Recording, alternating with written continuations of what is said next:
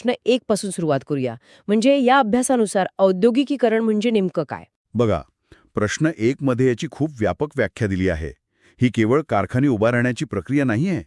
ती एक खूप मोठी आर्थिक आणि सामाजिक उलथापालथ आहे. म्हणजे नेमकं काय झालं त्यात? म्हणजे हजारो वर्षे माणूस शेती करत होता. तिथे स्नायूंची ताकद माणसाची असो वा प्राण्यांची वापरली जायची. पण जेव्हा या श्रमाऐवजी निर्जीव यंत्रांचा आणि ऊर्जेचा वापर सुरू झाला, जसं की वाफ किंवा वीज, तेव्हा खऱ्या अर्थाने औद्योगिकरण झालं. हां, म्हणजे पारंपरिक शेतीकडून यंत्रप्रधान अर्थव्यवस्थेकडे झालेले हे संक्रमण आहे तर? हो, अगदी तेच. आता आपण प्रश्न 2 कडे वळलो, तर या नवीन व्यवस्थेची प्रमुख वैशिष्ट्य सांगितली आहेत. बरं, काय आहेत ती वैशिष्ट्ये? पहिली गोष्ट म्हणजे उत्पादकतेचं व्यवस्थापन. यंत्रांमुळे प्रचंड उत्पादन सुरू झालं, पण त्यासाठी श्रमाचं विभाजन करावं लागलं. अच्छा, म्हणजे एकच माणूस सगळी वस्तू बनवणार नाही? बरोबर, तो उत्पादनाचा एक छोटा भाग वारंवार करू लागला. दुसरं वैशिष्ट्य होतं व्यावसायिक गतिशीलता. म्हणजे जन्माऐवजी कौशल्यानुसार व्यवसाय निवडण्याची मुभा मिळाली. बापरे, हा तर खूप मोठा बदल आहे. हो ना. आणि तिसरं वैशिष्ट्य म्हणजे लोकसंख्येतील बदल. लोक गावाकडून शहराकडे गेले. आणि चौथं म्हणजे गुंतवणूक आणि नफा, ज्यातून भांडवलशाहीचा विकास झाला. हे ऐकताना मला एक साधर्म्य सुचतंय. म्हणजे हे अगदी सायकलवरून थेट स्पोर्ट्स कारवर जाण्यासारखं आहे. वेग तर प्रचंड वाढला, पण ती चालवण्यासाठी जुने नियम उपयोगी पडणार नव्हते. अगदी अचूक उदाहरण दिलं तुम्ही. पण मग मला प्रश्न 3 बद्दल विचारायचा आहे. भारतात तर खूप घट्ट कुटुंब व्यवस्था होती. या कारखान्यांच्या भोंग्यांनी भारतीय समाजावर काय परिणाम केला? हां, खरोखरच संवेदनशील भाग आहे. प्रश्न 3 मध्ये याचे 4 खोल परिणाम दिले आहेत. पहिला म्हणजे एकत्र कुटुंब पद्धती मोडून विभक्त कुटुंब उदयास आलं. कारण शहरातल्या छोट्या खोलीत मोठं कुटुंब राहू शकत नव्हतं, होय ना? अगदी बरोबर. दुसरा आणि खूप मोठा धक्का जाती व्यवस्थेला बसला. कारखान्यात सर्व जातीधर्माचे लोक एकाच छताखाली काम करू लागले. त्यामुळे तो जो विटाळ किंवा भेदभाव होता तो कमी झाला. म्हणजे केवळ अर्थव्यवस्था नाही तर समाजव्यवस्थाच हादरत होती. हो, आणि तिसरा सकारात्मक परिणाम म्हणजे स्त्रियांचं सक्षमीकरण. त्यांना घराबाहेर रोजगाराच्या संधी मिळाल्या. आणि चौथा परिणाम, समाजात मालक आणि कामगार असे 2 नवीन आर्थिक वर्ग निर्माण झाले. हे खूपच रंजक आहे. आता प्रश्न 4 वर लक्ष केंद्रित करूया. तुम्ही मगाशी म्हणालात की लोकांना व्यवसाय निवडण्याचं स्वातंत्र्य मिळालं, पण ते इतक्या सहज कसं घडलं? याचं उत्तर प्रश्न 4 मध्ये आहे. तिथे कौशल्याला मिळालेल्या महत्त्वाबद्दल सांगितलंय. कारखानदाराला फक्त उत्पादन हवं होतं, त्यामुळे कामगाराची जात कोणती यापेक्षा त्याचं तांत्रिक कौशल्य आणि शिक्षण काय आहे याला प्राधान्य दिलं गेलं. अच्छा, म्हणजे मुक्त स्पर्धा सुरू झाली. हो, वाहतूक, बँकिंग यांसारखी नवीन क्षेत्र खुली झाली. व्यक्ती स्वतःच्या गुणवत्तेवर वरच्या पदावर जाऊ शकली आणि नोकरीसाठी कुठेही स्थलांतर करण्याचं स्वातंत्र्य मिळालं. म्हणजे जन्म आपला व्यवसाय ठरवणार नाही, हे खरोखर मोठं स्थित्यंतर होतं. आता आपण प्रश्न 5 कडे येऊया. जेव्हा लाखो लोक रोजगार शोधत एकाच ठिकाणी धावू लागली, तेव्हा लोकसंख्येच्या रचनेत काय बदल झाले? प्रश्न 5 मध्ये हे गणित खूप छान मांडलंय. उद्योगधंदे शहरात केंद्रित झाल्याने ग्रामीण भागातून स्थलांतर वाढलं. यामुळे शहरात लोकसंख्येची घनता प्रचंड वाढली. दाटीवाटीने लोक राहू लागले असतील. हो, पण यात सर्वात लक्षवेधी मुद्दा आहे लिंग गुणोत्तराचा. सुरुवातीला खेड्यातून शहरात येणारा मजूर हा एकटाच यायचा, कुटुंबाला गावातच ठेवायचा. म्हणजे शहरात पुरुषांचं प्रमाण जास्त होतं सुरुवातीला. अगदी बरोबर. स्त्रियांचं प्रमाण कमी राहिलं. शिवाय वैद्यकीय सुविधांमुळे मृत्यूदर कमी झाला आणि वाढत्या खर्चामुळे जन्मदरही नियंत्रित राहिला. म्हणजे कारखान्यांच्या ओढीने लोक एका जागी जमू लागले आणि त्यातून शहरे निर्माण झाली. आता आपण या सखोल आढाव्याच्या दुसऱ्या भागात प्रवेश करतोय, शहरांचा विकास. हो, आता आपण प्रश्न 6 कडे वळूया. हो, प्रश्न 6 हा निकषांबद्दल आहे. एखादं गाव शहर म्हणून अधिकृतरित्या कधी ओळखलं जातं? नुसती गर्दी वाढली की शहर म्हणायचं का? नाही, तसं नाहीये. स्रोतानुसार 2 मुख्य निकष आहेत. पहिला आहे वैधानिक निकष. जिथे महानगरपालिका किंवा नगरपालिका अधिकृतरित्या स्थापन केली आहे ते वैधानिक शहर. आणि दुसरा निकष? दुसरा आहे जनगणना निकष. समजा तिथे नगरपालिका नाहीये तरीही 3 अटी पूर्ण कराव्या लागतात. 1. लोकसंख्या किमान 5,000 असावी. 2. तिथल्या एकूण पुरुषांपैकी किमान 75% पुरुष बिगर शेती व्यवसायात असावेत. अच्छा, म्हणजे शेतीवर अवलंबून नसावेत. हो, आणि तिसरी अट म्हणजे लोकसंख्येची घनता किमान 400 व्यक्ती प्रति चौरस किलोमीटर असावी. बापरे, खूपच तांत्रिक अटी आहेत या. मग यावरून प्रश्न 7 मध्ये शहरीकरणाची नेमकी व्याख्या काय केली आहे? शहरीकरण म्हणजे ग्रामीण लोकसंख्या शहरांकडे स्थलांतरित होण्याची आणि नागरी समुदायाचा विस्तार होण्याची प्रक्रिया. यात भौगोलिक विस्तार होतो, म्हणजे शहरांच्या सीमा वाढतात. आणि जीवनशैलीतही बदल होत असेल ना? हो तर, जीवनशैली औपचारिक आणि यंत्रांवर आधारित बनते. आणि सर्वात महत्त्वाचं म्हणजे लोक शेतीकडून उद्योग आणि सेवा क्षेत्रांकडे वळतात. बरं. आता प्रश्न 8 कडे जाताना मला एक शंका आहे. लोक फक्त नोकरीसाठीच गाव सोडतात का? कारण शहरात येण्याची इतरही कारणं असतात. हो ना, प्रश्न 8 मध्ये स्थलांतराची इतर कारणंही दिली आहेत. रोजगार हे प्रमुख कारण आहेच, पण त्यासोबत उच्च शिक्षणाच्या आणि वैद्यकीय सुविधा हे एक मोठं कारण आहे. म्हणजे मुलांच्या चांगल्या भविष्यासाठी. बरोबर. आणि रेल्वे किंवा रस्त्यांमुळे दळणवळण सोपं झालं. शिवाय एक खूप मनोवैज्ञानिक कारण आहे, करमणुकीची साधने आणि आधुनिक जीवनशैलीचं आकर्षण. आधुनिक जीवनशैली म्हणजे काय? फक्त मॉल्स आणि सिनेमा का? नाही, शहरात मिळणारं अनामिकत्व. गावात सगळे एकमेकांना ओळखतात, तिथे सामाजिक बंधनं कडक असतात. शहरात व्यक्तीला स्वातंत्र्य मिळतं. हे आकर्षण खूप मोठं आहे. हो, शहरे विकासाची इंजिन आहेत असं वाटतं हे ऐकून. पण तिथे समस्यांचा डोंगरही आहे ना? प्रश्न 9 मध्ये कोणत्या प्रमुख समस्या मांडल्यात? वाढ. दुसरी आहे बेरोजगारी आणि विषमतेमुळे वाढणारी गुन्हेगारी आणि व्यसनाधीनता. हो, शहरात प्रचंड आर्थिक विषमता दिसते. नक्कीच. तिसरी समस्या आरोग्याची आहे. वाहने आणि कारखान्यांमुळे होणारं प्रदूषण. आणि चौथी म्हणजे पाणीपुरवठा आणि वाहतूक कोंडीमुळे पायाभूत सुविधांवर पडणारा प्रचंड ताण. तुम्ही मगाशी झोपडपट्टीचा उल्लेख केलात. प्रश्न 10 मध्ये या झोपडपट्टीच्या समस्येचा अधिक सखोल अभ्यास आहे. मला सांगा, लोक स्वतःहून अशा बिकट अवस्थेत का राहतात? कोणीही स्वतःहून तिथे जात नाही. प्रश्न 10 सांगतो की झोपडपट्टी म्हणजे अशी वस्ती जिथे भौतिक सुविधांचा पूर्ण अभाव असतो. याची कारणं म्हणजे अमर्याद स्थलांतर, रोजगार असतो पण निवासाची सोय नसते. आणि गरिबीमुळे त्यांना पक्की घरं घेणं अशक्य होतं. अगदी बरोबर. जमिनीच्या किमती गगनाला भिडलेल्या असतात आणि स्वस्त गृहनिर्माण योजना राबवण्यात शासनाला आलेलं अपयश हे याला थेट कारणीभूत ठरतं. हां, खरोखरच विचार करायला लावणारा मुद्दा आहे. म्हणजे आपण भौतिक बदल पाहिले, शहरे, कारखाने. आता आपण एका वेगळ्या वळणावर येत आहोत, माणसाचे विचार कसे बदलले. प्रश्न 11 मध्ये आधुनिकीकरण म्हणजे नेमकं काय सांगितलंय? आधुनिकीकरण म्हणजे फक्त नवीन गॅजेट्स वापरणं नाही. प्रश्न 11 नुसार ही जुन्या समाजव्यवस्थेकडून विज्ञान आणि तर्कवादावर आधारित नवीन व्यवस्थेकडे जाणारी प्रक्रिया आहे. म्हणजे अंधश्रद्धां कमी होणं? हो, वैज्ञानिक दृष्टिकोन वाढतो, समता आणि स्वातंत्र्य यांसारख्या मूल्यांचा स्वीकार होतो. हा केवळ तांत्रिक बदल नसून मानसिक मानवी विचारांमधील सर्वसमावेशक बदल आहे. बरं, मग समाजशास्त्रज्ञ या मोठ्या प्रक्रियेकडे कसे पाहतात? प्रश्न 12 मध्ये कोणते सिद्धांत दिले आहेत? 2 प्रमुख सिद्धांत आहेत. पहिला, रचनात्मक सिद्धांत. यानुसार कुटुंब आणि राज्यसंस्था यांसारख्या मूळ रचनेत आमूलाग्र बदल होतात आणि कार्य अधिक गुंतागुंतीची होतात. आणि दुसरा? दुसरा आहे उत्क्रांतीवादी सिद्धांत. यानुसार समाज साध्या अवस्थेकडून म्हणजे पारंपरिक कृषी व्यवस्थेकडून गुंतागुंतीच्या प्रगत अवस्थेकडे टप्प्याटप्प्याने विकसित होतो. हे ऐकताना मला एक रूपक आठवते. म्हणजे परंपरा म्हणजे पिढीजात मिळालेला जुना वाडा आणि आधुनिकीकरण म्हणजे स्वतःच्या कर्तृत्वावर बांधलेला स्मार्ट होम. प्रश्न 13 मध्ये परंपरा आणि आधुनिकीकरण यातील फरक असा सांगितलाय का? हे रूपक अगदी अचूक आहे. प्रश्न 13 मध्ये हेच मुद्दे आहेत. परंपरा धर्म आणि रूढींवर विश्वास ठेवते, तर आधुनिकीकरण विज्ञान आणि तर्कवादावर. परंपरेत दर्जा जन्माने ठरतो, तर आधुनिकीकरणात शिक्षणाने आणि कर्तृत्वाने. आणि स्वातंत्र्याच्या बाबतीत?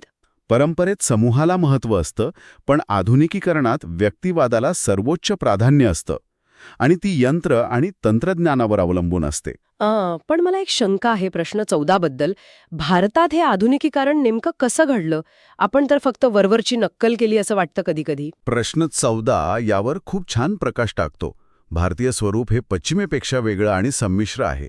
यात एक समन्वय आहे. समन्वय? म्हणजे कसा? म्हणजे आपण तंत्रज्ञान आणि लोकशाही स्वीकारली, पण संस्कृती आणि कौटुंबिक मूल्य पूर्णपणे सोडली नाहीत. शिवाय संविधानाचा मोठा प्रभाव आहे, ज्याने समता आणि धर्मनिरपेक्षतेचा पाया रचला. आणि हा विकास अचानक न होता टप्प्याटप्प्याने झाला आहे. जातीव्यवस्थेचे नियम शिथिल झाले, पण पूर्ण नष्ट झाले नाहीत. आपण एका संक्रमणावस्थेत आहोत तर मग प्रश्न 15 मध्ये ह्या प्रक्रियेचा मानवी मूल्यांवर काय परिणाम सांगितलाय? याचे दोन्ही पैलू आहेत. सकारात्मक परिणाम म्हणजे व्यक्ती स्वातंत्र्य, लोकशाही आणि मानवतावादी दृष्टिकोनाची वाढ झाली. आणि नकारात्मक? नकारात्मक म्हणजे भौतिकवाद खूप वाढला, पैशाला जास्त महत्त्व आलं. अतिव्यक्तिवादामुळे नातेसंबंधांमध्ये दुरावा आणि एकटेपणा वाढला. आणि नीतिमत्तेपेक्षा यशाला महत्त्व आल्याने नैतिक मूल्यांचा ऱ्हास झाला. बापरे, हे खूपच वास्तववादी आहे. आता आपण या चर्चेच्या अंतिम टप्प्यात आहोत. प्रश्न 16 कडे वळूया. औद्योगिकरण, शहरीकरण हे सर्वच सामाजिक परिवर्तनाचेच टप्पे आहेत.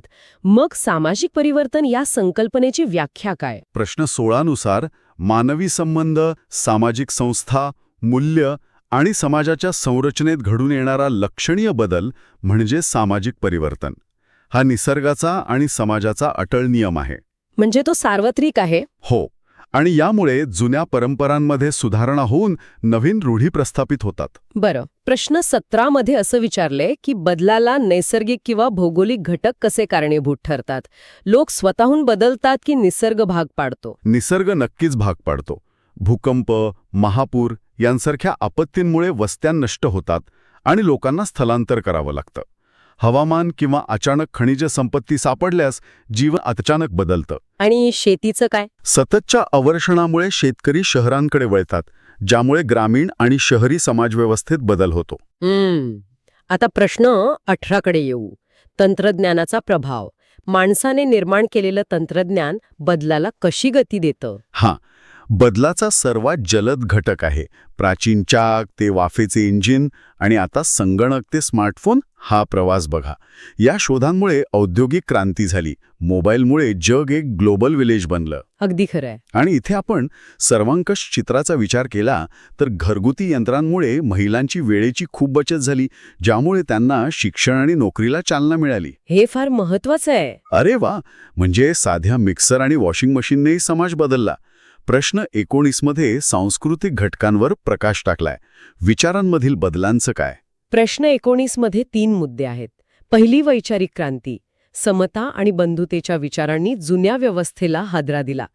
दुसरी, सांस्कृतिक देवाणघेवाण. जसं भारत आणि ब्रिटिश संपर्कामुळे पोशाख आणि आचारात बदल झाला. आणि सुधारकांचे प्रयत्न. हो, तो तिसरा मुद्दा. महात्मा फुले, डॉक्टर आंबेडकर यांच्यासारख्या सुधारकांच्या प्रयत्नांमुळे अनिष्ट प्रथा बंद पडून लोकांच्या दृष्टिकोनात मोठा बदल झाला. बरोबर. आता शेवटचा प्रश्न 20. बदल अटळ आहे, तरीही लोक त्याला विरोध का करतात? याची 4 कारणं प्रश्न 20 मध्ये दिली आहेत. पहिलं म्हणजे निहित स्वार्थ. प्रस्थापित वर्गाला आपलं वर्चस्व गमावण्याची भीती वाटते. दुसरं, परंपरेचा आंधळा अभिमान आणि जुन्या रूढींबद्दलचा भावनिक जिव्हाळा. म्हणजे आमची संस्कृतीच महान असा अहंकार. अगदी तेच. तिसरं कारण म्हणजे अज्ञाताची भीती. नवीन तंत्रज्ञान काय अस्थिरता निर्माण करेल याची भीती असते. आणि चौथं कारण म्हणजे अज्ञान. शिक्षण नसल्यामुळे बदलाचे फायदे न समजणे. खरंच हा प्रश्न 1 ते 20 पर्यंतचा प्रवास खूपच थक्क करणारा होता. आपण प्रश्न 1 पासून सुरुवात करूया. म्हणजे या लोकशाही समाजवादी व्यवस्था. आता हा शब्द ऐकायला थोडा जड वाटतो. म्हणजे लोकशाही समाजवाद म्हणजे नक्की काय?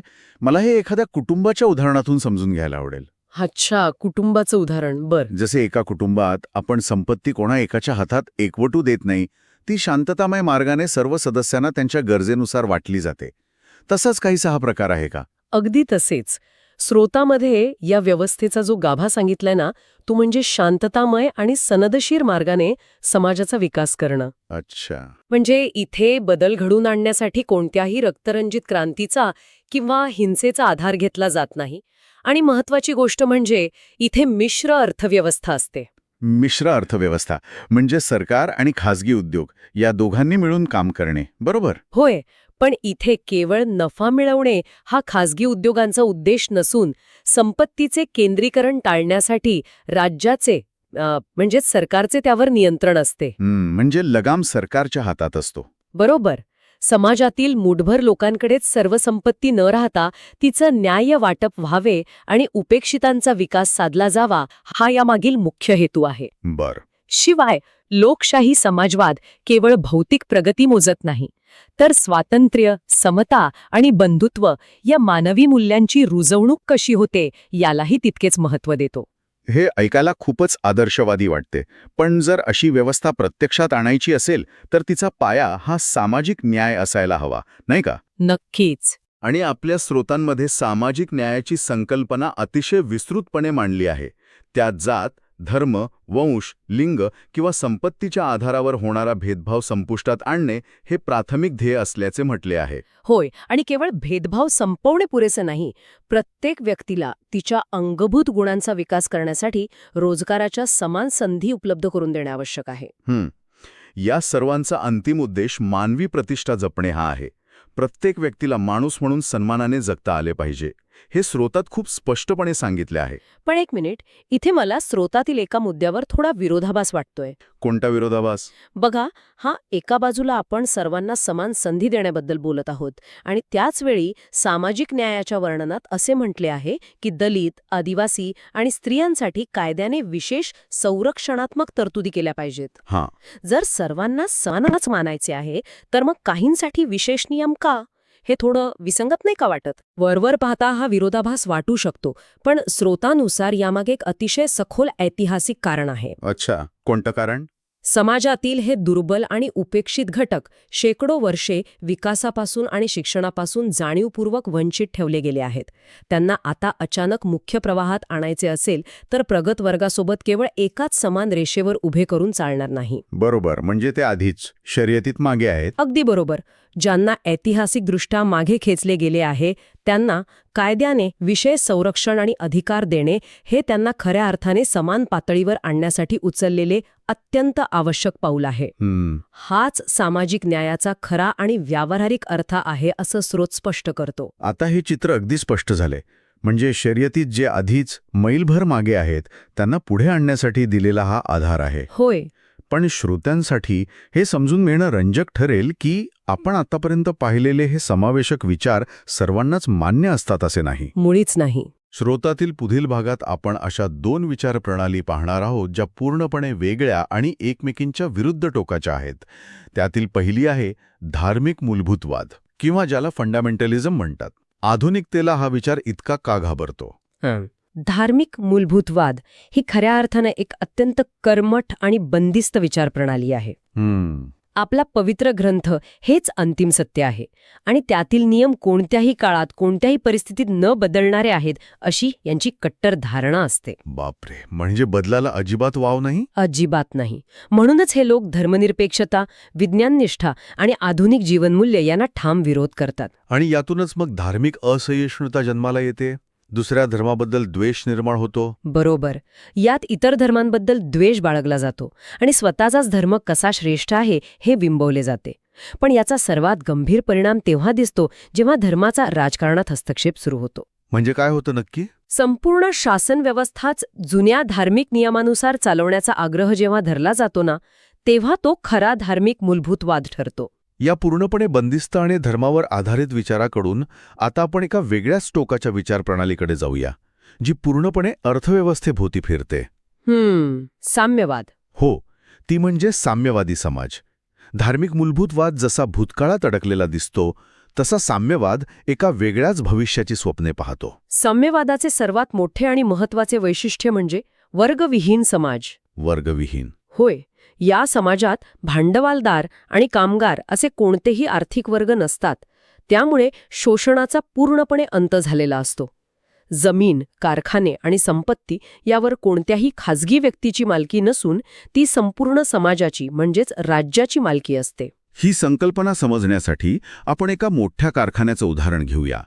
समजा हा समाज म्हणजे एक असा अवाढ्य कारखाना आहे जिथे मालक कोणीच नाहीये. सर्व काही कामगारांचेच आहे. पण प्रॅक्टिकली असा कारखाना कसा चालणार? त्यासाठी स्रोतामध्ये साम्यवादाचे एक मुख्य सूत्र दिले आहे.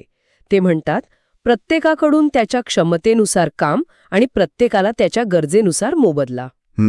हे कागदावर खूप सुंदर वाटते, पण कोणीच मालक नसेल तर निर्णय कोण घेणार? सगळेच समान असतील तर हे राबवणार कोण? हाच तर कळीचा मुद्दा आहे. याच व्यावहारिक प्रश्नाचं उत्तर म्हणून साम्यवादात एका संक्रमणाच्या टप्प्याचा उल्लेख आहे. कोणता टप्पा? कामगारांची हुकुमशाही. भांडवलशाही नष्ट करून पूर्ण साम्यवाद प्रस्थापित करण्याच्या या मधल्या काळात जुनी व्यवस्था मोडून काढण्यासाठी सर्व राजकीय आणि आर्थिक सत्ता ही संघटित कामगार वर्गाच्या हातात असते. अच्छा, म्हणजे थेट वर्गविहीन समाज येत नाही. नाही, हा टप्पा पार पडल्याशिवाय तो आदर्श वर्गविहीन समाज निर्माण होऊ शकत नाही, असे ही विचारप्रणाली मांडते. या जागतिक आणि सैद्धांतिक चर्चांमधून आता आपण थेट सामान्य माणसाच्या पोटापाण्याचा प्रश्नाकडे येऊया. कारण शेवटी कोणत्याही व्यवस्थेचं यश हे सामान्य माणसाचं जगणं किती सुकर होते यावर ठरते. बरोबर. स्रोतामध्ये रोजगाराचा अधिकार यावर विशेष भर दिला आहे. होय. आणि रोजगाराचा अधिकार ही केवळ एक सुविधा नसून ती एक मूलभूत मानवी गरज मानली गेली आहे. मूलभूत गरज. हो. काम करणे आणि त्यातून आपली उपजीविका सन्मानाने मिळवणे हा प्रत्येक सक्षम व्यक्तीचा नैसर्गिक अधिकार आहे. आणि हा अधिकार मिळवून देण्याची जबाबदारी ही प्राथमिकता शासनाची म्हणजेच राज्याची आहे. इथे स्रोतातील एक निरीक्षण मला खूपच टोकदार वाटलं. त्यांनी बेरोजगारीला भांडवलशाहीची देणगी म्हटलंय. कारण भांडवलशाहीच्या व्यवस्थेत नफा कमवणे हाच मुख्य उद्देश असतो. त्यात कामगारांच्या रोजगाराची शाश्वती नसते. जर समाजात शासनाकडून रोजगार हमी असेल तर कामगारांचे आर्थिक शोषण थांबते. रशियासारख्या समाजवादी देशांच्या राज्यघटनेत या अधिकाराला जगाच्या पाठीवर प्रथमच कायदेशीर मान्यता आणि हमी देण्यात आली होती, असा उल्लेख स्रोतात आहे. मग भारताने स्वातंत्र्य मिळवल्यानंतर या जागतिक विचारांमधनं काय बोध घेतला? भारताने विकासाचा कोणता मार्ग निवडला?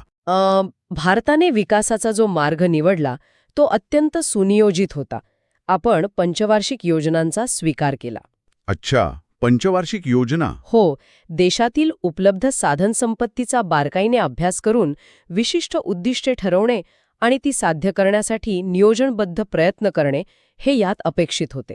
म्हणजे कोणत्याही दिशेने भरकटण्यापेक्षा किंवा सर्व काही खासगी बाजारावर सोडण्यापेक्षा एक पक्का आराखडा तयार करणे. अगदी तसेच. या योजनांद्वारे पायाभूत आणि कृषी विकासावर भर दिला गेला. जड उद्योगधंद्यांची निर्मिती, धरणे बांधणे आणि शेतीचे आधुनिकीकरण याद्वारे अर्थव्यवस्थेचा भक्कम पाया रचण्यात आला. या सगळ्याचा अंतिम हेतू काय होता? तर राष्ट्रीय उत्पन्न वाढवून, दारिद्र्य कमी करून सामान्य जनतेचे राहणीमान उंचावणे. बरोबर. पंडित जवाहरलाल नेहरूंनी भांडवलशाहीतील दोष टाळण्यासाठी आणि आपण मघाशी पाहिलेला लोकशाही समाजवाद प्रस्थापित करण्यासाठीच या नियोजित विकासाचा मार्ग स्वीकारला. आता इथून पुढे स्रोतातील माहिती अत्यंत रंजक वळण घेते. आपण वारंवार पाहतोय की भारताने स्वातंत्र्य, समता आणि नियोजित अर्थव्यवस्थेचे एक आधुनिक मॉडेल स्वीकारले. पण याची मुळं प्रत्यक्षात हजारो मैल दूर असलेल्या दोन जागतिक क्रांतींमध्ये दडलेली आहेत. फ्रेंच राज्यक्रांतीने भारतीय सामाजिक विचारांवर कसा प्रभाव टाकला हे खरोखरच अचंबित करणारे आहे. 1789ची फ्रेंच राज्यक्रांती ही जगाच्या इतिहासातील एक प्रचंड मोठी घटना होती. होय. या क्रांतीने युरोपातील प्रस्थापित अनियंत्रित राजशाही आणि सरंजामशाहीचा अंत करून लोकशाहीची बीजे रोवली. पण त्यांची जगाला दिलेली सर्वात मोठी देणगी म्हणजे त्यांची त्रिसूत्री. तीच ती त्रिसूत्री: स्वातंत्र्य, समता आणि बंधुत्व. अगदी बरोबर. आणि या त्रिसूत्रीने फक्त युरोपलाच नाही तर भारतीयांनाही नवी दृष्टी दिली. नक्कीच. 19व्या शतकातील भारतातील समाजसुधारकांनी याच मानवी मूल्यांतून प्रेरणा घेतली आणि आपल्याच समाजातील प्रस्थापित विषमतेवर प्रहार केले. पुढे याच 3 मूल्यांचा थेट स्वीकार भारतीय राज्यघटनेच्या प्रास्ताविकेत करण्यात आला. आणि केवळ फ्रेंच क्रांतीच नाही तर रशियन राज्यक्रांतीचाही भारतीय मानसिकतेवर खूप मोठा परिणाम झाला. रशियन क्रांतीने जगाला हे दाखवून दिले की शोषक व्यवस्थेचा पाडाव करणं शक्य आहे. त्यांनी भांडवलशाही आणि जमीनदारी नष्ट करून संपत्तीचं राष्ट्रीयकरण केले. म्हणजे थेट संपत्तीच राज्याच्या ताब्यात? होय. यामुळे भारतातील कामगार आणि शेतमजूर चळवळींना खूप मोठं बळ मिळालं. शोषित वर्गाला संघटित होऊन स्वतःच्या हक्कांसाठी लढण्याची प्रेरणा मिळाली. तसेच आपल्या अनेक नेत्यांवर मार्क्सवादी विचारांचा आणि नियोजित अर्थव्यवस्थेचा जो प्रभाव पडला तो या रशियन क्रांतीचाच परिपाक होता. थोडक्यात सांगायचं तर एका बाजूला फ्रेंच क्रांतीने भारतीय संविधानाला हृदय दिले, ज्यातून स्वातंत्र्य आणि समता आली. बरोबर. आणि दुसऱ्या बाजूला रशियन क्रांतीने आपल्या नेत्यांना नियोजित विकासाचे डोके दिले.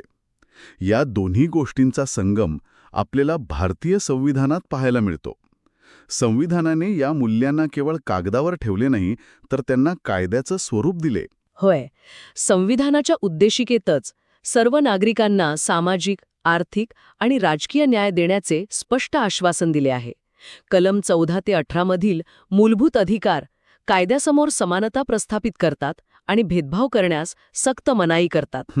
यातील एक अतिशय क्रांतिकारी पाऊल म्हणजे कलम 17 नुसार केलेली अस्पृश्यता निवारणाची तरतूद. खरंच हे खूप मोठं पाऊल होतं. भारतीय समाजातील सर्वात मोठा कलंक कायद्याने गुन्हा ठरवून नष्ट केला गेला असे स्रोत स्पष्ट करतो. हे सर्व ऐकताना असे वाटते की आपण एका अतिशय अंधाऱ्या कालखंडातून एका तेजस्वी प्रकाशमान युगात प्रवेश केला. पण जेव्हा एखादा समाज इतक्या वेगाने जुन्या परंपरांकडून आधुनिकतेकडे जातो, तेव्हा सर्व काही असेच सुरळीत होते का? अजिबात नाही. बदल कधीच वेदनारहित नसतो. आणि इथेच स्रोतामध्ये सामाजिक विघटन ही संकल्पना मांडली आहे. सामाजिक विघटन. हो, जेव्हा समाज संक्रमण अवस्थेत असतो तेव्हा पारंपरिक मूल्य आणि आधुनिक विचार यांच्यात घर्षण होते. समाजातील प्रस्थापित नियम, संस्था आणि प्रथांचे व्यक्तीवरील नियंत्रण कमकुवत होते. म्हणजे सोप्या भाषेत सांगायचे तर जुने रस्ते बंद झालेत आणि नवे रस्ते अजून बांधून पूर्ण नाहीत. त्यामुळे जो ट्रॅफिक जॅम आणि गोंधळ उडतो तशीच काहीशी अवस्था समाजाची होते. बरोबर. अगदी समर्पक उपमा आहे ही. याच ट्रॅफिक जॅममध्ये जुन्या संस्था जसे की पारंपरिक कुटुंब व्यवस्था किंवा विवाह पद्धती या लोकांच्या नव्या गरजा पूर्ण करण्यास असमर्थ ठरतात. आधुनिकतेमुळे लोकांच्या अपेक्षा उंचावतात, पण त्या पूर्ण न झाल्याने वैफल्य आणि अस्वस्थता वाढीस लागते. यातूनच समाजात नैराश्य, गुन्हेगारी आणि आंदोलने वाढतात. म्हणजे समाजात एक प्रकारची अस्थिरता येते. बरोबर. जुन्या नव्याच्या या संघर्षामुळे समाजाची घडी काही काळासाठी पूर्णपणे विस्कटते. पण हे सामाजिक विघटन किंवा हा गोंधळ समजून घेण्यासाठी आपल्याला तो जुना रस्ता कसा होता हे पाहावे लागेल. ती जुनी व्यवस्था नेमकी काय होती जिला मोडून आपण पुढे आलो? हां. स्रोतामध्ये यासाठी आपल्याला थेट ब्रिटिश पूर्व भारतातील गावगाड्याकडे नेली आहे. तो गावगाडा आजच्या धावपळीच्या जगापेक्षा पूर्णपणे वेगळा होता. प्रत्येक गाव हे एक स्वयंपूर्ण प्रजासत्ताक असल्यासारखे होते. स्वयंपूर्ण प्रजासत्ताक? होय. गावाच्या गरजा गावातच पूर्ण होत असत. पैशाचा वापर अत्यंत दुर्मिळ होता. तिथे वस्तू विनिमय पद्धत चालत असे. अच्छा, बार्टर सिस्टम. अगदी. म्हणजेच शेतीतील धान्य आणि कारागिरांच्या वस्तू व सेवा यांची थेट देवाणघेवाण होत असे. दळणवळणाच्या साधनांचा अभाव असल्याने गावे अलिप्त होती. राजकीय सत्ता बदलली म्हणजे वरती राजा बदलला तरी गावातील जीवन स्थिर राहत असे. हे ऐकायला खूप शांत आणि निसर्गरम्य वाटते, पण या स्थैर्याच्या खाली एक खूप मोठी समस्या दडलेली होती, ज्याला आपण जातीवर आधारित श्रमविभाजन म्हणतो. म्हणजे गावात काय काम करायचे हे तुमची गुणवत्ता नाही, तर तुमचा जन्म ठरवत असे. होय, आणि यामुळे सामाजिक गतिशीलता शून्य होती. शून्य? हो. एखाद्या सुताराच्या मुलाला कितीही बुद्धिमत्ता असली तरी तो गावात दुसरा व्यवसाय करू शकत नसे. याच गावगाड्याची अर्थव्यवस्था ज्या घट्ट पद्धतीवर उभी होती ती म्हणजे बलुतेदारी पद्धत. आपण बलुतेदारीला एका बंदिस्त डब्यातील परिसंस्था म्हणू शकतो, जिथे सर्वजण एकमेकांवर अवलंबून आहेत. बलुतेदारीचा मुख्य आधार परस्परावलंबित्व हाच होता. शेतकरी आणि विविध सेवा पुरवणारे कारागीर यांच्यातील तो एक करार होता. कारागिरांनी वर्षभर दिलेल्या सेवेच्या बदल्यात शेतकरी त्यांना सुगीच्या वेळी उत्पन्नाचा विशिष्ट वाटा धान्याच्या रूपात देत असे. यालाच बलुत म्हणत. हे व्यवसाय वंशपरंपरागत होते. म्हणजे पोटापाण्याची चिंता नव्हती. नक्कीच. यात एक प्रकारची आर्थिक सुरक्षितता होती. कोणीही गावात उपाशी मरत नव्हते. पण स्रोतामध्ये नोंदवल्याप्रमाणे ती व्यवस्था जाती व्यवस्थेवर आधारित असल्याने ती कमालीची शोषक आणि विषम होती. माणसाला त्याच्या क्षमतेनुसार प्रगती करण्याचे कोणतेही स्वातंत्र्य यात नव्हते. शेकडो वर्ष टिकून असलेली, स्वातंत्र्य नसलेली पण सुरक्षितता देणारी ही व्यवस्था अचानक कशी कोसळली? जर ती इतकीच घट्ट विणलेली होती तर ती मोडली कशामुळे? याचे उत्तर आपल्याला ब्रिटिश राजवटीच्या धोरणांमध्ये मिळते. ब्रिटिशांनी फक्त राज्यच केले नाही, तर त्यांनी या गावाचा आर्थिक कणाच मोडून काढला. ते कसा? ब्रिटिशांनी भारतात पाऊल ठेवले आणि सर्वात मोठा आणि धक्कादायक बदल केला तो म्हणजे जमिनीचे व्यापारीकरण. पूर्वी जमीन ही केवळ उपजीविकेचे साधन होती, तिची खरेदी विक्री होत नसे. पण ब्रिटिशांनी जमिनीवर खाजगी मालकी हक्क प्रस्थापित केला. आणि यासोबतच त्यांनी जो दुसरा प्रहार केला त्याने संपूर्ण वस्तू विनिमय पद्धतच उद्ध्वस्त केली. तो प्रहार म्हणजे पैशावर आधारित अर्थव्यवस्था. अगदी बरोबर. ब्रिटिशांना त्यांच्या महसुलाशी मतलब होता आणि त्यांनी जमीन महसूल रोख पैशात भरणे सक्तीचे केले. बापरे, म्हणजे जे लोक पैशाचा व्यवहारच करत नव्हते त्यांना रोख रक्कम भरायला लावली. होय. आता विचार करा, जो शेतकरी पिढ्यानपिढ्या फक्त धान्याची देवाणघेवाण करत होता त्याला अचानक रोख पैशांची गरज भासू लागली. महसूल भरण्यासाठी त्याला पैसा हवा होता आणि त्यामुळे धान्याच्या स्वरूपात चालणारी बलुतेदारी पद्धत साहजिकच मोडीत निघाली. हे एक अतिशय क्रूर पण हुशार आर्थिक जाळे होते. कारण ब्रिटिशांना फक्त महसूल नको होता, त्यांना त्यांच्या इंग्लंडमधील कारखान्यांसाठी कच्चा माल हवा होता. आणि म्हणूनच त्यांनी अन्नधान्याऐवजी नगदी पिकांचे उत्पादन सक्तीचे केले. कापूस आणि नीळ. बरोबर. कापूस आणि नीळ यांसारखी पिके घेऊन ती विकल्याशिवाय शेतकऱ्याला पैसा मिळणार नव्हता. याचा थेट परिणाम असा झाला की गावातील स्वयंपूर्णता संपली, ब्रिटिश कारखान्यातून आलेला स्वस्त माल गावात धडकू लागला आणि पारंपरिक हस्तोद्योग बुडाले. अरे रे. शेतकरी सावकारांच्या कर्जात अडकला आणि गावचा स्वावलंबीपणा पूर्णपणे मोडून पडला. खरोखर हा प्रवास खूपच हादरून सोडणारा आहे. आपण आजच्या चर्चेच्या अगदी शेवटच्या टप्प्यावर आलो आहोत. स्रोतामध्ये शेवटी एक बदलाचा आलेख दिलाय जो या संपूर्ण प्रवासाचं सार सांगतो. जर आपण मागे वळून पाहिले तर हे स्पष्ट दिसते की आपला प्रवास पारंपरिक भारताच्या बंदिस्त गावगाड्याकडून, जिथे बलुतेदारी आणि विषमता होती, तिथून सुरू झाला. आणि मग मध्यभागी परिवर्तनाचे प्रेरक आले. बरोबर. ब्रिटिशांच्या आर्थिक धोरणांनी या व्यवस्थेला जबर धक्का दिला आणि त्याचवेळी फ्रेंच आणि रशियन क्रांतीसारख्या जागतिक विचारप्रणालींनी भारतीयांना एक नवीन दृष्टी दिली. आणि या संघर्षातून जन्म झाला आधुनिक भारताचा, ज्याने संविधानाच्या माध्यमातून लोकशाही, समाजवाद, मूलभूत अधिकार आणि सामाजिक न्याय प्रस्थापित केला.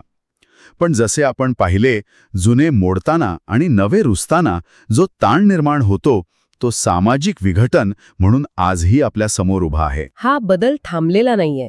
समाज सतत नवनवीन वळणे घेत असतो. जुन्या सुरक्षित एक लोकशाही समाजवादी व्यवस्था. आता हा शब्द ऐकायला थोडा जड वाटतो. म्हणजे लोकशाही समाजवाद म्हणजे नक्की काय?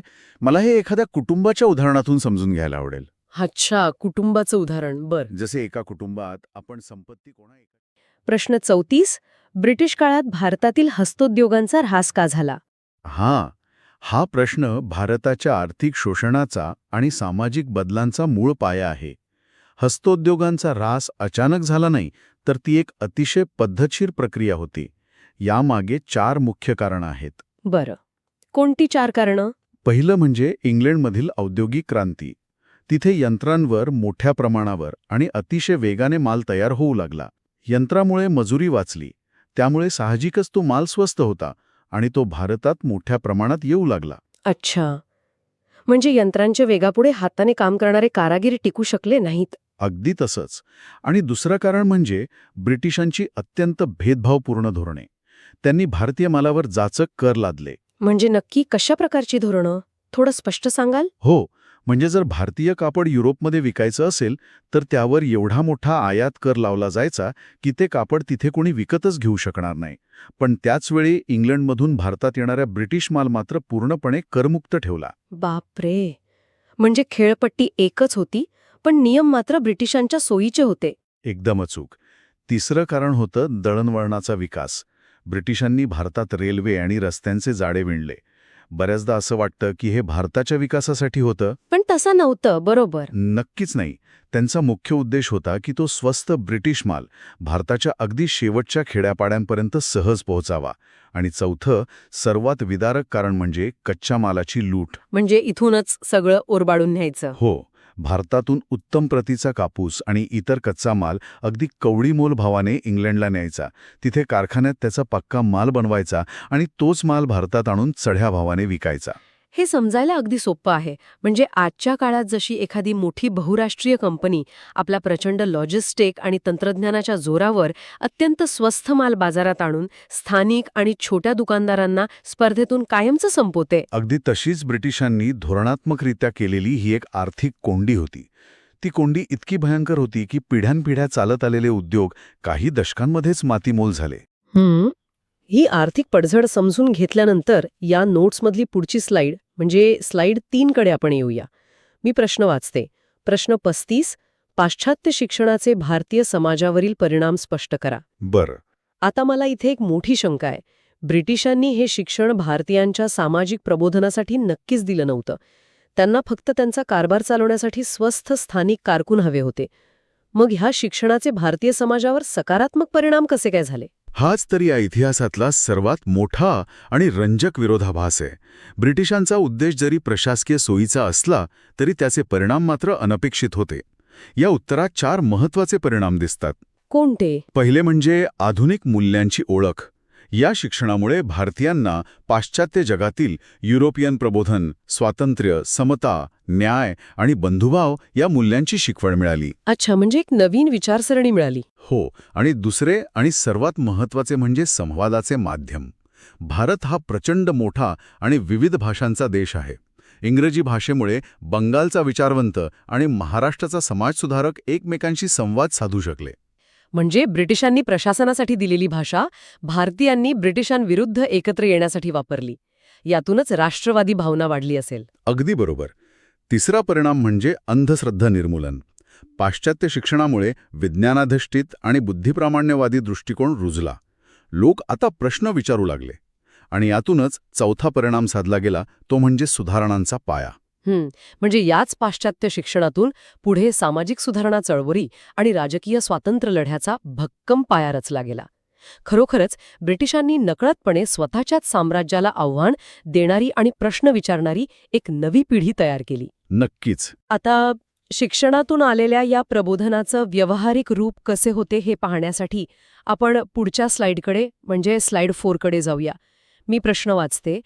प्रश्न 36, ब्राह्मो समाजाच्या कार्याचा थोडक्यात आढावा घ्या. आधुनिक भारतीय प्रबोधनाची खरी सुरुवात ज्यांनी केली ते म्हणजे राजाराम मोहन रॉय. त्यांनी 20 ऑगस्ट 1828 रोजी ब्राह्मो समाजाची स्थापना केली. त्यांच्या कार्याची 4 प्रमुख सूत्रे या नोट्समध्ये आहेत. बरं. पहिलं सूत्र कोणतं? पहिले, धार्मिक सुधारणा. त्यांनी एकेश्वरवादाचा पुरस्कार केला आणि मूर्तीपूजेला कडाडून विरोध केला. ईश्वराला आकाराच्या चौकटीत बांधता येणार नाही हा त्यांचा विचार होता. आणि दुसरं? दुसरे, अनिष्ट रूढींवर प्रहार. सतीप्रथा आणि बालविवाह यांसारख्या अमानुष प्रथांवर त्यांनी अतिशय कठोर टीका केली. बापरे. 1828च्या काळात जेव्हा धर्माचा आणि परंपरांचा समाजावर लोखंडी पगडा होता तेव्हा सती प्रथेसारख्या गोष्टीला उघड विरोध करणे म्हणजे साक्षात मृत्यूला आमंत्रण देण्यासारखं होतं. हो ना. हा लढा फक्त धार्मिक नव्हता तर तो थेट स्त्रियांच्या जगण्याच्या अधिकाराचा होता. म्हणूनच तिसरा मुद्दा स्त्री हक्क आणि शिक्षणाचा आहे. त्यांनी विधवा पुनर्विवाहाला उघड पाठिंबा दिला. आणि स्त्री-पुरुष समानतेचा आग्रह धरला असेल. अगदी बरोबर. आणि चौथा मुद्दा म्हणजे मानवतावाद. ईश्वराच्या उपासनेत कोणत्याही मध्यस्थाची म्हणजेच पुरोहिताची अजिबात गरज नाही हे त्यांनी पटवून दिले. धर्माचे अत्यंत सोपे आणि मानव केंद्रित स्वरूप त्यांनी मांडले. हे खूपच क्रांतिकारी पाऊल होतं. पण मला इथे एक प्रश्न पडतो जो आपल्याला थेट पुढच्या स्लाईडकडे घेऊन जातो. आपण आता स्लाईड 5 पाहूया. मी प्रश्न वाचते. प्रश्न 37, सत्यशोधक समाजाची प्रमुख उद्दिष्टे आणि कार्य स्पष्ट करा.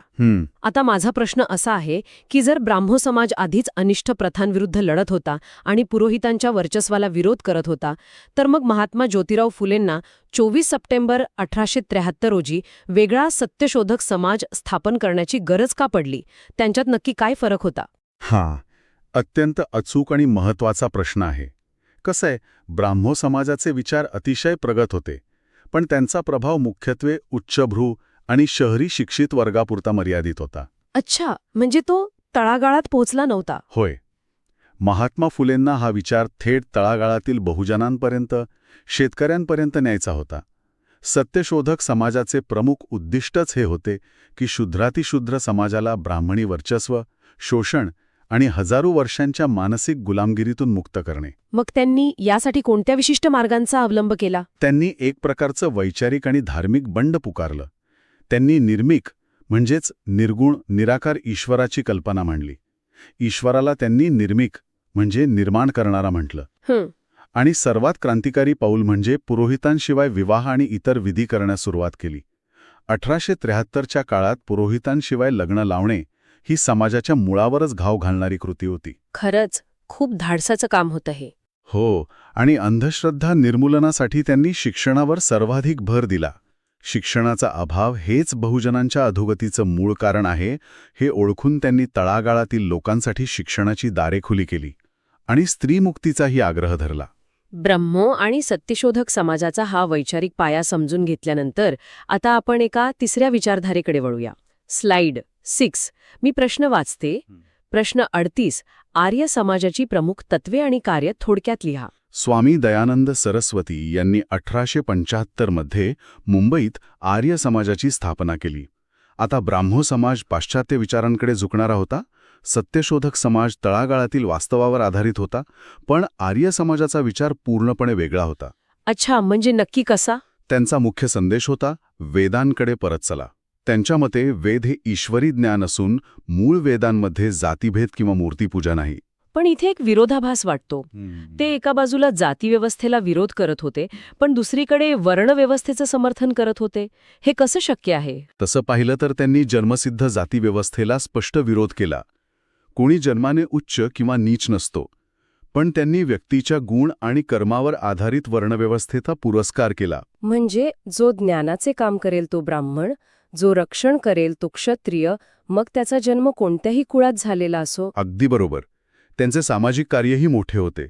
त्यांनी स्त्री शिक्षण आणि विधवा विवाहास चालना दिली.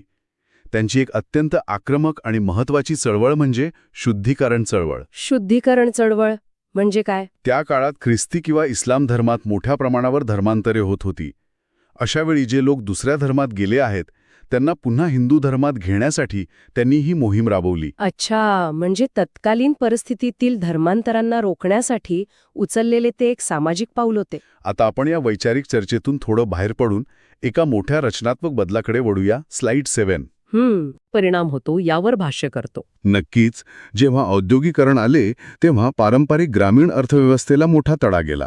याचा सर्वात मोठा आणि थेट फटका कुटुंबाच्या रचनेला बसला. लोक रोजगाराच्या शोधात खेड्यांकडून शहरांकडे स्थलांतर करू लागले. शहरात राहण्यासाठी जागा कमी आणि खर्च जास्त. हो ना.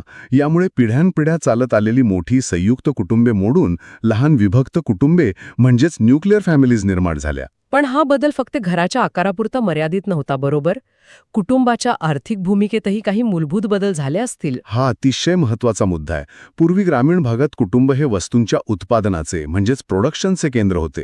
कुटुंबातील सर्व सदस्य मिळून वस्तू बनवायचे, पण शहरात आल्यावर कारखान्यातून पगार मिळू लागला. म्हणजे कुटुंब हे आता केवळ बाजारातील वस्तूंचे उपभोक्ते म्हणजेच कन्झ्युमर्स बनले. अगदी बरोबर. यासोबतच काही सकारात्मक सामाजिक बदलही झाले. कारखान्यात आणि शहरात रोजगार मिळाल्याने स्त्रिया घराबाहेर पडल्या, त्या आर्थिकदृष्ट्या स्वावलंबी बनल्या. तसेच तरुण पिढीला आर्थिक स्वातंत्र्यामुळे स्वतःचे निर्णय स्वतः घेण्याचं स्वातंत्र्य मिळालं. म्हणजे कारखान्यांनी फक्त वस्तूंची निर्मिती केली नाही, तर त्यांनी सामाजिक नात्यांची, स्वातंत्र्याची आणि व्यक्तिमत्वाची नव्याने निर्मिती केली. आता आपण या चर्चेच्या एका अतिशय महत्त्वाच्या आणि ऐतिहासिक टप्प्यावर पोचलो आहोत. स्लाइड 8. होय. मी पूर्ण प्रश्न वाचते. प्रश्न 48. डॉक्टर बाबासाहेब आंबेडकरांनी अस्पृश्यता निवारणासाठी केलेले प्रयत्न स्पष्ट करा. डॉक्टर बाबासाहेब आंबेडकरांचा लढा हा केवळ एका विशिष्ट वर्गापुरता मर्यादित नव्हता. तो संपूर्ण भारतीय समाजाच्या मानसिकतेत बदल घडवून आणण्याचा प्रयत्न होता. या नोट्समध्ये हा लढा 4 मुख्य स्तंभांवर उभा केलेला दिसतो. पहिला स्तंभ कोणता? पहिला स्तंभ संघटन. कोणतीही लढाई विखुरलेल्या अवस्थेत जिंकता येत नाही. त्यामुळे त्यांनी बहिष्कृत हितकारिणी सभा आणि स्वतंत्र मजूर पक्ष यांसारख्या संस्थांची स्थापना करून दलितांना संघटित केले. आणि दुसरा स्तंभ सत्याग्रह. महाडच्या चौदार तळ्याचा सत्याग्रह आणि नाशिकचा काळाराम मंदिर प्रवेश सत्याग्रह करून त्यांनी मानवी हक्कांसाठी थेट रस्त्यावरचा लढा दिला. पण मला वाटतं केवळ रस्त्यावरच्या लढ्याने प्रश्न सुटणार नाहीत याची त्यांना पूर्ण जाणीव होती. म्हणूनच त्यांनी कायदेशीर मार्ग निवडले असावेत. अगदी बरोबर. आणि तेच त्यांचे तिसरे आणि चौथे स्तंभ आहेत. तिसरा स्तंभ म्हणजे राजकीय लढा. त्यांनी गोलमेज परिषदांमध्ये दलितांच्या हक्कांची कैफियत पहिल्यांदाच आंतरराष्ट्रीय पातळीवर जगासमोर मांडली. आणि चौथा स्तंभ? सर्वात महत्वाचा.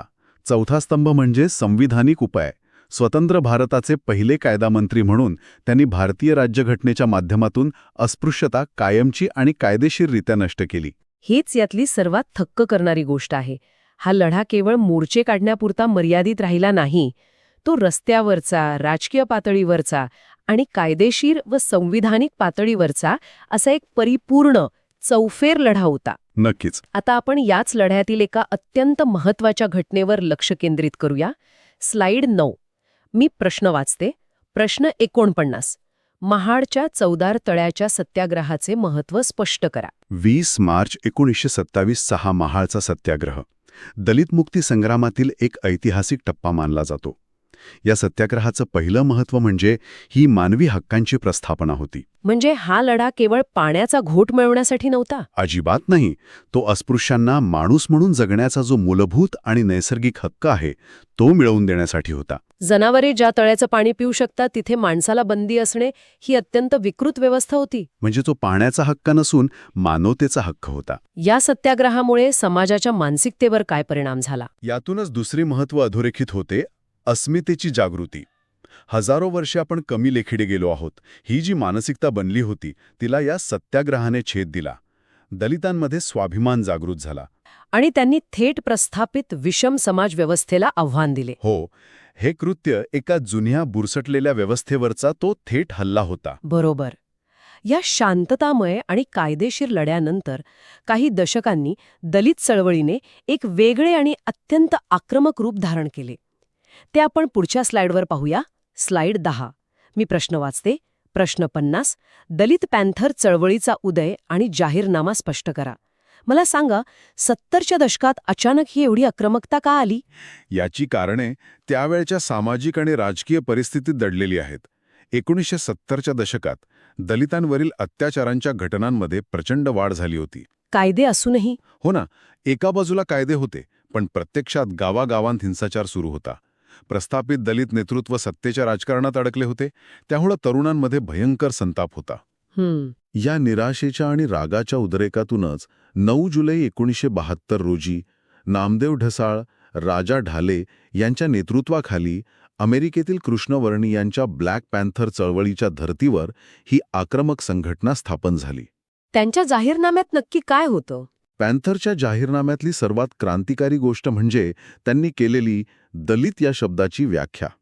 त्यांच्या मते दलित म्हणजे केवळ अस्पृश्य जातीत जन्मलेला व्यक्ती नव्हे, तर सर्व कामगार, भूमिहीन शेतमजूर, गरीब आणि शोषित, मग तो कोणत्याही जातीचा असो, तो दलित आहे. अरेच्चा, हे खूपच व्यापक आणि मार्क्सवादी विचारांच्या जवळ जाणारं होतं. हो, त्यांनी केवळ सामाजिक सुधारणेची नव्हे, तर आर्थिक व सामाजिक क्रांतीची जहाल भूमिका मांडली. जातीव्यवस्था आणि भांडवलशाही नष्ट करून भूमिहीनांना जमिनीचे वाटप व्हावे, अशी त्यांची स्पष्ट मागणी होती. पण दुर्दैवाने कोणत्याही मोठ्या सामाजिक चळवळीचे जेव्हा राजकारणात रूपांतर होते तेव्हा तिला अनेक आव्हानांना सामोरे जावे लागते. हे आपण स्लाइड 11वर पाहणार आहोत. मी प्रश्न वाचते. प्रश्न 51. रिपब्लिकन पक्षाच्या सततच्या पिछेहाटीची कारणे सांगा. डॉक्टर बाबासाहेब आंबेडकरांच्या निधनानंतर त्यांनी स्थापन केलेल्या रिपब्लिकन पक्षाची जी राजकीय पडझड झाली त्याची 3 मुख्य कारणे या नोट्समध्ये आहेत. पहिले, नेतृत्वाची गटबाजी. म्हणजे पक्षात फूट पडली. हो, BC कांबळे, दादासाहेब गायकवाड आणि रासू गवई यांसारख्या नेत्यांमधील वैयक्तिक महत्वाकांक्षा आणि वर्चस्वाच्या स्पर्धेमुळे पक्षात अनेक गट पडले. पक्ष एक राहिलाच नाही. दुसरे कारण, सत्तेशी तडजोड. म्हणजे मूळ ध्येय विसरले. अगदी. जो पक्ष प्रस्थापितांविरुद्ध लढण्यासाठी उभा राहिला होता त्याने सत्ताधारी काँग्रेस किंवा इतर पक्षांसोबत सत्तेसाठी तडजोडी करण्यास सुरुवात केली. यामुळे चळवळीचं मूळ ध्येयच नष्ट झाले. आणि तिसरे कारण, बहुधा त्यांच्या जनाधाराशी संबंधित असावी. होय, मर्यादित जनाधार. रिपब्लिकन पक्षाचे नेतृत्व इतर जाती जमातींच्या शोषितांना, गरिबांना आणि बहुजनांना पक्षाशी जोडण्यात पूर्णपणे अपयशी ठरले. हा पक्ष एका व्यापक सामाजिक बदलाचा वाहक न राहता केवळ एका विशिष्ट जातीपुरता मर्यादित राहिला. सामाजिक न्यायाची आग घेऊन सुरू झालेली चळवळ सत्तेच्या मोहात कशी विरघळून जाते याचं हे एक अत्यंत दुर्दैवी उदाहरण आहे. असो, आपण आता पुढच्या लढ्याकडे वळूया. स्लाइड 12. मी प्रश्न वाचते. प्रश्न 52. मराठवाडा विद्यापीठ नामांतर चळवळीचा थोडक्यात आढावा घ्या. महाराष्ट्राच्या सामाजिक इतिहासातील हा एक अत्यंत प्रदीर्घ आणि रक्तरंजित लढा होता. औरंगाबादच्या मराठवाडा विद्यापीठाला डॉक्टर बाबासाहेब आंबेडकर यांचे नाव देण्यावरून हा संघर्ष उभा राहिला. जुलै 1978 मध्ये विधानमंडळाने नामांतराचा ठराव संमत केला. पण त्याला खूप विरोध झाला, बरोबर? प्रचंड विरोध झाला. सवर्णांनी अत्यंत हिंसक आणि तीव्र विरोध केला. मराठवाड्यात दलितांवर भीषण हल्ले झाले, त्यांची घरे जाळली गेली. पण या अत्याचारांसमोर दलित समाज झुकला नाही. त्यांनी लाँग मार्च, मोर्चे आणि सत्याग्रहांचे सत्र सतत सुरू ठेवले. हा लढा 1-2 वर्ष नाही तर सलग 16 वर्ष चालला. बापरे, 16 वर्ष फक्त एका नावासाठी संघर्ष. यावरून लक्षात येतं की तो लढा फक्त विद्यापीठाच्या पाठीवर कोणतं नाव असावं यासाठी नव्हता. ती एक अस्मितेची आणि अस्तित्वाची लढाई होती. अगदी तसंच होतं. अखेर 16 वर्षांच्या अथक संघर्षानंतर 14 जानेवारी 1994 रोजी राज्य शासनाने डॉक्टर बाबासाहेब आंबेडकर मराठवाडा विद्यापीठ असा नामविस्तार केला. हा दलित आणि पुरोगामी चळवळीचा एक ऐतिहासिक विजय होता. आता आपण स्लाइड 13 कडे जाऊया. आपण आत्तापर्यंत शहरी आणि ग्रामीण पातळीवरचे प्रश्न पाहिले. आता आपण जंगलाकडे वळूया. मी प्रश्न वाचते. प्रश्न 53. आदिवासी चळवळींची प्रमुख कारणे आणि स्वरूप सांगा. आदिवासी समाज हा हजारो वर्षांपासून जंगलावर अवलंबून आहे. जंगल हेच त्यांचे घर आणि जीवन आहे. पण त्यांच्या चळवळींची मुख्य कारणे वन कायदे आणि आर्थिक शोषण यात दडलेली आहेत. म्हणजे ब्रिटिशांनी जे कायदे केले ते? हो, आणि स्वातंत्र्योत्तर काळातही जे वन कायदे झाले त्यांनी आदिवासींचा जंगलावरील पारंपरिक आणि नैसर्गिक हक्क हिरावून घेतला. ज्या जंगलात ते पिढ्यानपिढ्या राहत होते तिथेच त्यांना कायद्याने अतिक्रमण करणारे वनगुन्हेगार ठरवले गेले. हे तर खूपच अन्यायकारक आहे. हो ना. याशिवाय सावकार आणि वन विभागाच्या अधिकाऱ्यांकडून त्यांचे भयंकर आर्थिक शोषण झाले. आधुनिक विकासाच्या नावाखाली जी मोठी धरणं उभी राहिली त्यामुळे लाखो आदिवासींचे विस्थापन झाले. मग या अन्यायाविरुद्ध त्यांच्या चळवळीचे स्वरूप कसे होते? त्यांनी अत्यंत संघटित लढे उभारले. सावकारांनी बळकावलेल्या जमिनी परत मिळवणे, जंगलतोडीस आणि विस्थापनाला तीव्र विरोध करणे आणि स्वतःच्या जंगलावर स्वतःचा अधिकार असावा यासाठी स्वशासनाची मागणी करणे हे त्यांच्या आंदोलनांचे प्रमुख स्वरूप होते. स्वतःच्याच देशात स्वतःच्याच घरात परके होण्याची ही शोकांतिका आहे. आता आपण या नोट्समधील शेवटच्या प्रश्नाकडे आलो आहोत. स्लाइड 14. मी प्रश्न वाचते. प्रश्न 54. भटक्या विमुक्त जमातींच्या समस्या आणि चळवळींची माहिती द्या. भटक्या विमुक्त जमातींचा प्रश्न हा दलित किंवा आदिवासींपेक्षाही वेगळा आणि अतिशय गुंतागुंतीचा आहे. ब्रिटिशांनी 1871 मध्ये गुन्हेगारी जमाती कायदा आणला. या एका कायद्याने त्यांनी काही जमातींना जन्मजात गुन्हेगार ठरवून टाकले. बापले, जन्मजात गुन्हेगार? हो. स्वातंत्र्यानंतर 1952 मध्ये हा कायदा रद्द झाला. ते विमुक्त झाले.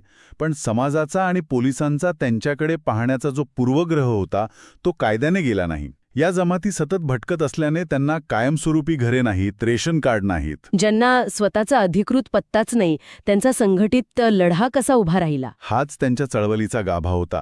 बाबा आढाव, लक्ष्मण माने आणि बाळकृष्ण रेणके यांसारख्या नेत्यांनी या विखुरलेल्या समाजाला संघटित करण्याचे मोठे काम केले. अच्छा, म्हणजे त्यांनी या लोकांना एकत्र आणलं. हो. त्यांनी परिषदा घेतल्या, शोधयात्रा काढल्या आणि मोर्चे काढून सरकारकडे राहण्यासाठी जागा, स्थिर जीवन आणि शैक्षणिक सवलतींची मागणी केली. आम्हालाही माणसासारखं जगण्याचा हक्क आहे, हाच त्यांचा चळवळीचा मुख्य सूर होता. प्रश्न 34. ब्रिटिश काळात भारतातील प्रश्न 40. ब्रिटिश काळात स्त्रियांच्या स्थितीत सुधारणा घडवून आणण्यासाठी झालेले कायदेशीर बदल कोणते? या प्रश्नाचे उत्तर समजून घेण्यासाठी आपल्याला ब्रिटिश आगमनापूर्वीच्या काळात जावं लागेल. भारतीय स्त्रियांचे जीवन अत्यंत कठोर अशा रूढी आणि परंपरांच्या बंधनात अडकले होते. हो, म्हणजे तो काळच खूप अंधारलेला होता. अगदी. मग 19व्या शतकात जेव्हा वैचारिक प्रबोधन सुरू झाले तेव्हा समाजसुधारकांना लक्षात आले की केवळ प्रबोधन पुरेसे नाही, तर राज्यकर्त्यांचा कायदेशीर हस्तक्षेप इथे आवश्यक आहे. यातून 3 मुख्य कायदे झालेत. ते 3 कायदे कोणते? पहिला होता 1829 मध्ये सती प्रथेवर बंदी घालणारा कायदा. दुसरा 1856चा हिंदू विधवा पुनर्विवाह कायदा, ज्याने स्त्रियांना सन्मानाने नव्याने जगण्याचा अधिकार दिला. आणि तिसरा होता 1891चा संमती वयाचा कायदा, ज्याला आपण एज ऑफ कन्सेंट ॲक्ट म्हणतो. म्हणजे हे कायदे म्हणजे वर्षानुवर्षे साचलेल्या रूढींच्या भिंतीला पाडलेले पहिले मोठे तडे होते असे म्हणता येईल का? नक्कीच.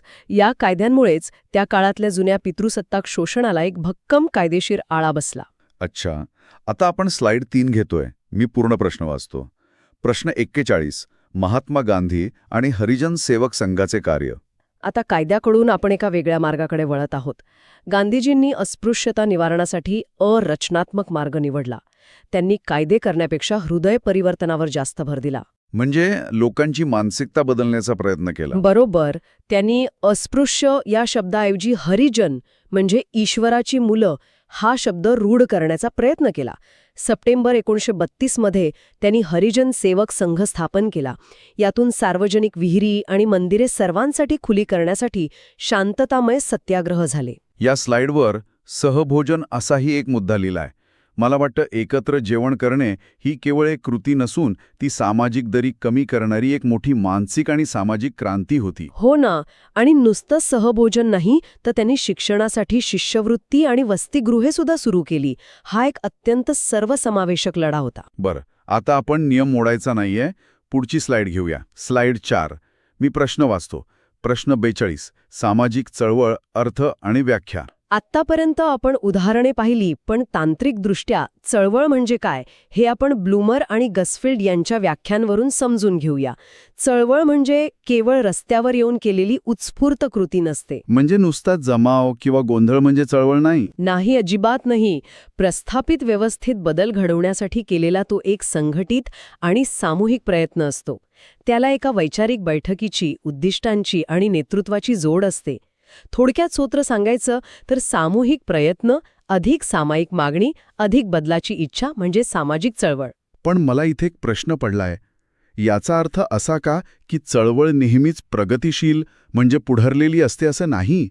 ती जुनी व्यवस्था टिकवण्यासाठी किंवा बदलाला विरोध करणारी असू शकते का? हो, 100% असू शकते. जुनी रूढी किंवा व्यवस्था टिकवण्यासाठी सुद्धा लोक एकत्र येऊ शकतात. त्यालाही आपण चळवळच म्हणतो. फक्त ती स्थितीवादी असते. अच्छा. आता आपण स्लाइड 5 वर जाऊया. मी पूर्ण प्रश्न वाचतोय. प्रश्न 43, सामाजिक चळवळींची प्रमुख कारणे कोणती? कोणतीही चळवळ अचानक उभी राहत नाही. या स्लाइडवर जे झाडाचं चित्र आहे ते बघा. मुळाशी दीर्घकालीन असंतोष असतो. याची 4 प्रमुख कारणे सांगता येतील. पहिले, सांस्कृतिक प्रवाह. म्हणजे जेव्हा नवे विचार जुन्या रूढींशी भिडतात. हो, तिथे संघर्ष अटळ आहे. आणि दुसरे कारण, तुमच्या गरजा पूर्ण करण्यात अपयशी ठरतात. तिसरे आहे सामाजिक अन्याय आकलन. म्हणजे एखाद्या गटाला आपल्यावर अन्याय होत असल्याची तीव्र जाणीव होणे. आणि चौथे आहे दर्जातील विसंगती. दर्जातील विसंगती हे थोडं कठीण वाटतंय. सोपं आहे. एखाद्या व्यक्तीचा समाजातील दर्जा आणि प्रत्यक्ष त्याला मिळणारे अधिकार यात खूप मोठी तफावत असणे. यातून खूप मोठी अस्वस्थता निर्माण होते. बरं, आता आपण याच अस्वस्थतेच्या एका मोठ्या सिद्धांताकडे वळूया. स्लाइड 6. प्रश्न असा आहे. प्रश्न 44, सापेक्ष वंचितता सिद्धांत म्हणजे काय? ब्रॅकेटमध्ये रिलेटिव्ह डिप्रिव्हेशन थिअरी असं लिहिलंय. हा एक अतिशय महत्वाचा मानसशास्त्रीय आणि संरचनात्मक सिद्धांत आहे. आपल्याला वाटतं की फक्त अत्यंत गरिबी चळवळीला जन्म देते, पण तसं नाहीये. मग नेमकं काय कारण असतं? सापेक्ष म्हणजे इतरांच्या तुलनेत. जेव्हा लोकांना वाटतं की आपल्या क्षमतेनुसार किंवा इतरांच्या तुलनेत आपल्याला जे मिळायला हवे होते ते मिळत नाही, ही जी भावना आहे ना, ती असंतोष निर्माण करते. या स्लाइडवरच्या आलेखात बघा, अपेक्षा आणि प्रत्यक्ष वास्तव यातील वाढती दरी विद्रोहास कारणीभूत ठरते. म्हणजे समजा एखाद्याला स्वतःची प्रगती होत नाहीये, यापेक्षा इतरांच्या तुलनेत आपण मागे पडतोय, ही सापेक्ष भावना जास्त बंड करायला लावते. अगदी बरोबर. लोकांच्या अपेक्षांचा आलेख वाढतोय, पण वास्तवाचा आलेख तिथेच राहिलाय की मग चळवळ उभी राहते. खूपच रंजक. आता आपण क्रमाने पुढच्या स्लाइडकडे वळूया. स्लाइड 7. मी प्रश्न वाचतो. प्रश्न 45, सामाजिक चळवळींचे 4 टप्पे कोणते? हे 4 टप्पे डावसन आणि गेटीज यांनी सांगितले आहेत. पहिला टप्पा म्हणजे सामाजिक अस्वस्थता. यात सुरुवातीला एक दिशाहीन निराशा असते. लोक फक्त रागवत असतात. बरं. आणि दुसरा टप्पा, दुसरा आहे लोकप्रिय अवस्था. इथे नेतृत्वाचा उदय होतो आणि लोक एका ध्येयासाठी भावनिकरित्या मोठ्या संख्येने एकत्र येतात. तिसऱ्या टप्प्याला औपचारिकता म्हणतात, जिथे नियम, शिस्त आणि रणनीती ठरते. म्हणजे ती चळवळ आता अधिक संघटित होते. आणि शेवटचा चौथा टप्पा? तो आहे संस्थात्मकता. इथे चळवळीचे रूपांतर एखाद्या कायद्यात किंवा मोठ्या प्रस्थापित संस्थेत होते. चळवळ स्वतः एक व्यवस्था बनते. अच्छा, हा प्रवास खूप लॉजिकल आहे. आता स्लाइड 8 घेऊया. प्रश्न असा आहे, प्रश्न 46, सुधारणावादी विरुद्ध क्रांतिकारी चळवळ यात काय फरक आहे? उद्दिष्टानुसार हे 2 प्रकार आहेत.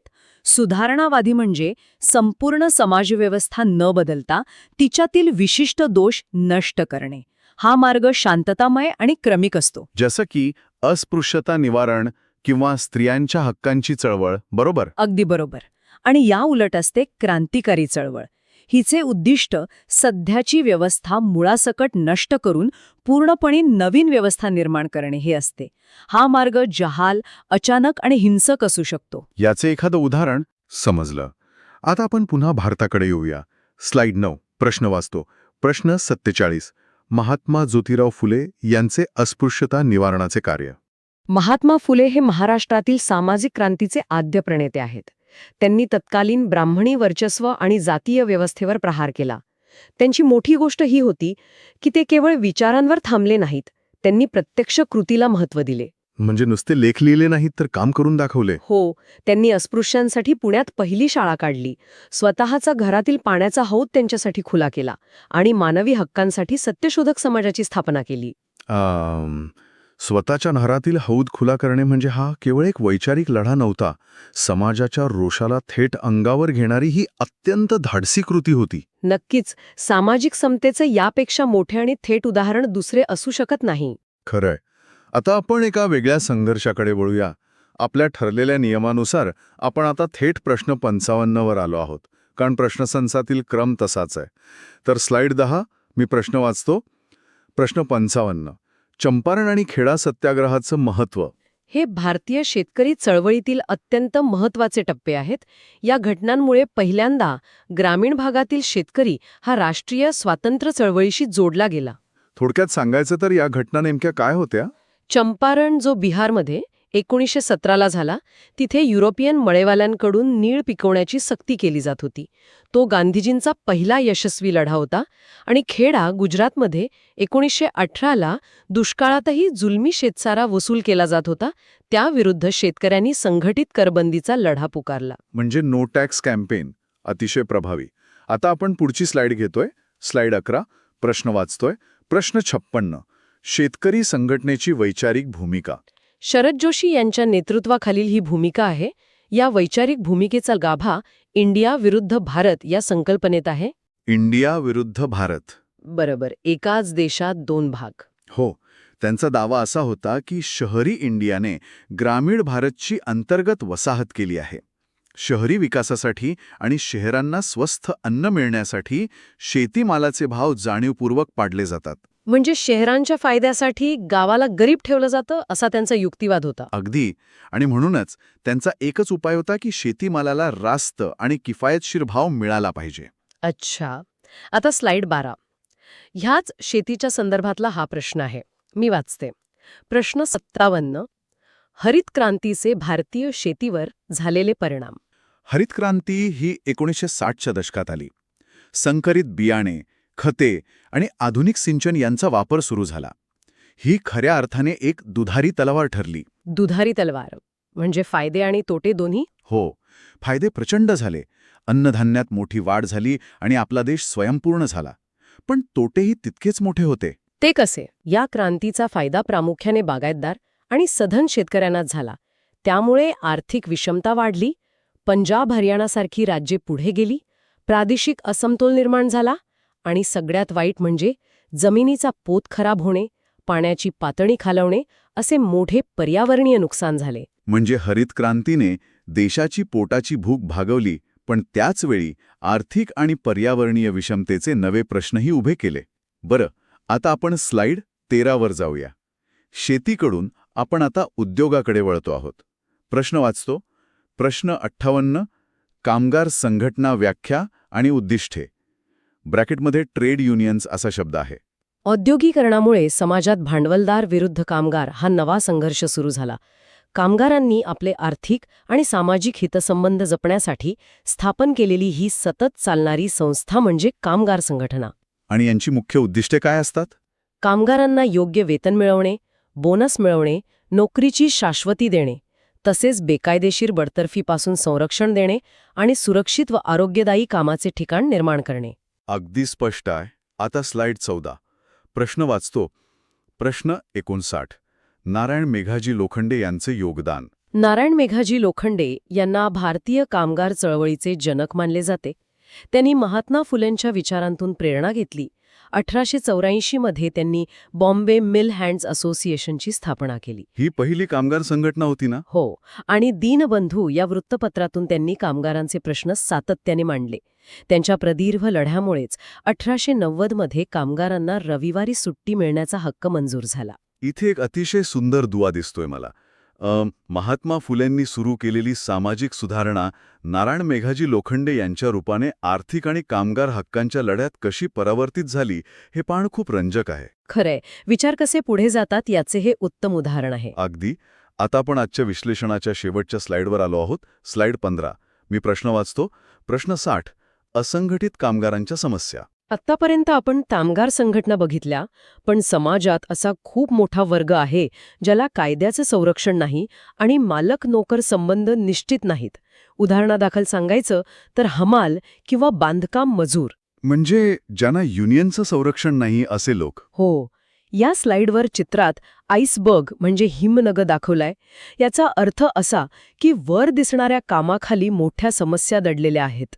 त्यांना किमान वेतन, पीएफ किंवा पेन्शन मिळत नाही, नोकरीची असुरक्षितता असते आणि शारीरिक व आर्थिक शोषणही खूप होते, कारण कामाचे तास निश्चित नसतात. आणि त्यांना अत्यंत धोकादायक परिस्थितीत काम करावं लागतं, हे आपण रोजच बघतो. तर श्रोत्यांनो, आपण प्रश्न 40 ते 60 पर्यंत. प्रश्न 40. ब्रिटिश काळात स्त्रियांच्या